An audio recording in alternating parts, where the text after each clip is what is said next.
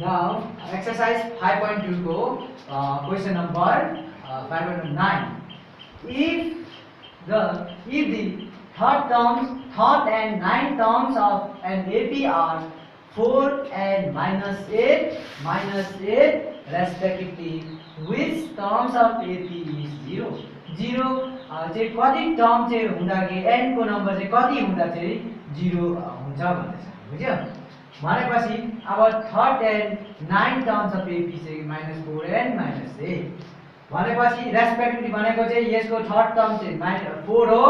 Nine term चाहिँ -8 हो भनेको रेस्पेक्टिभली सिक्वेन्सली भनेको। ठीक छ? एन्ड सल्युसनमा के छ? we know that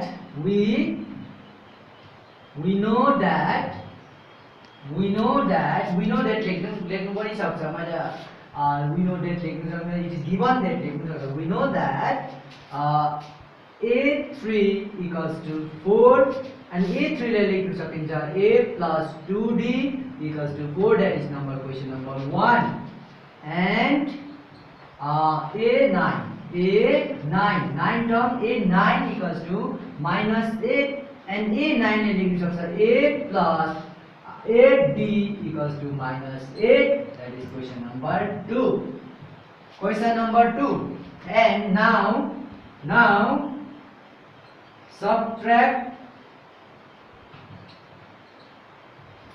subtracting equation 1 and 2, we get subtracting equation 1 and 2 we get हामी के पाउँछ भन्दाखेरि के पाउँछ भन्दा चाहिँ a plus 2d equals to 4 and अर्को छ a plus 8d equals to -8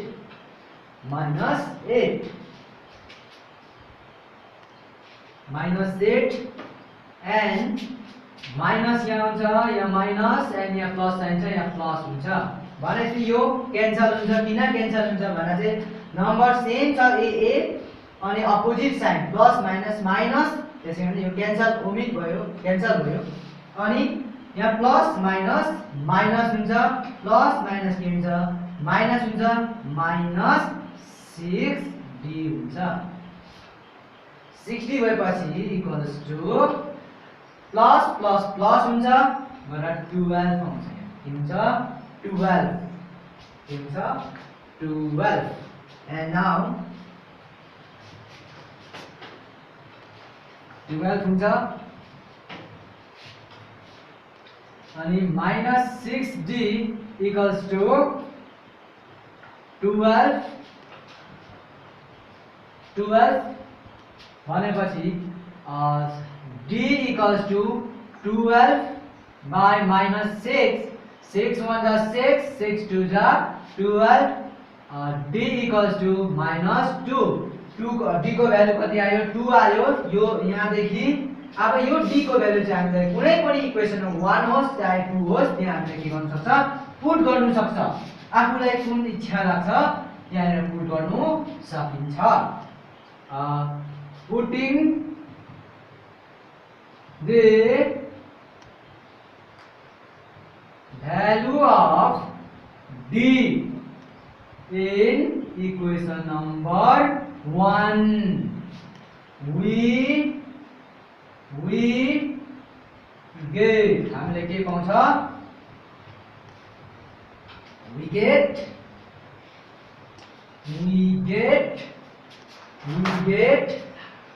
a plus 2d equals to 4, यो 4 हो। this implies a plus minus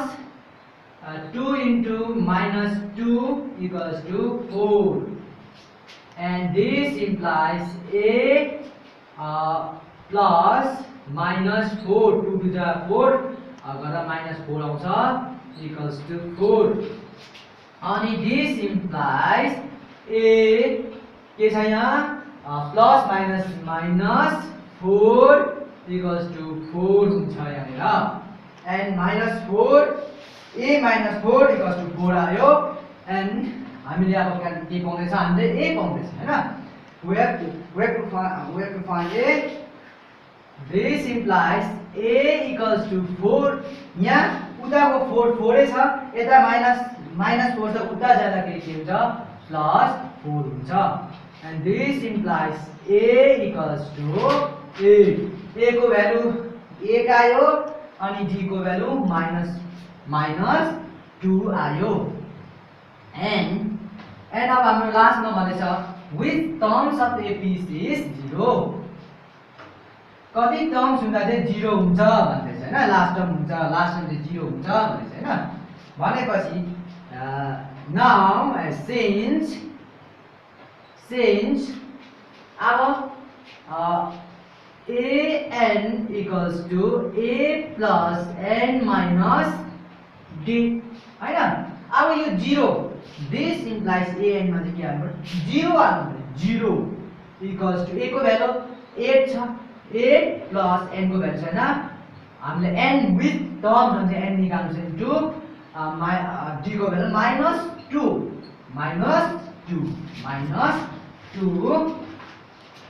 -2 and 0 equals to अब 8 यता आउँदाखेरि के कति छ -8 हुन्छ अनि उता रहन्छ n - 1 into -2 रहन्छ this implies अब एक्सचेन्ज गर्दाखेरि कुनै दुईटा सेम सबै नम्बरलाई डल्डलाई एक्सचेन्ज गर्दाखेरि नम्बर साइन के पनि चेन्ज हुँदैन n - 1 into -2 equals to -8 and this implies n - 1 equals to -8 यता इन्टु छ उता जाँदा डिभाइड मा जान्छ we already know and minus cancel हुन्छ and 2 1 2 2 4 8 and this implies n minus 1 equals to 5 n equals 4 हुन्छ 4 आयो and equals this implies n equals to 4 यता -1 छ उता जाँदा प्लस हुन्छ +1 गर्दाखेरि आउँछ तिम्रो this implies n equals to 5 अब के हो भने n को टर्म चाहिँ n को भ्यालु चाहिँ 5 हुँदाखेरि चाहिँ के हुन्छ भने चाहिँ 0 आउँदो रहेछ लास्ट 0 आउँदो रहेछ n को भ्यालु 5 अघि हामीले के गरेछ 0 आउँदो रहेछ ठीक छ अनि n should be के हो भने नेगेटिभ हुनु भएन n को भ्यालु हमेशा त्यस्तो निकाल्दाखेरि जाने उता निकाल्दाखेरि n नट फ्र्याक्सन पनि हुनु भएन n should be पोजिटिभ हुनु पर्यो बुझ्यौ and यस्तो n चाहिँ 5 आयो नेगेटिभ पनि छैन फ्र्याक्सन पनि छैन पोजिटिभ छ अनि we get the value so therefore 5 terms of a piece is 0 जब n को टर्म चाहिँ 5 हुँदा चाहिँ लास्टमा के पाउँछ हामीले 0 पाउँदो रहेछ after this we complete which is required solution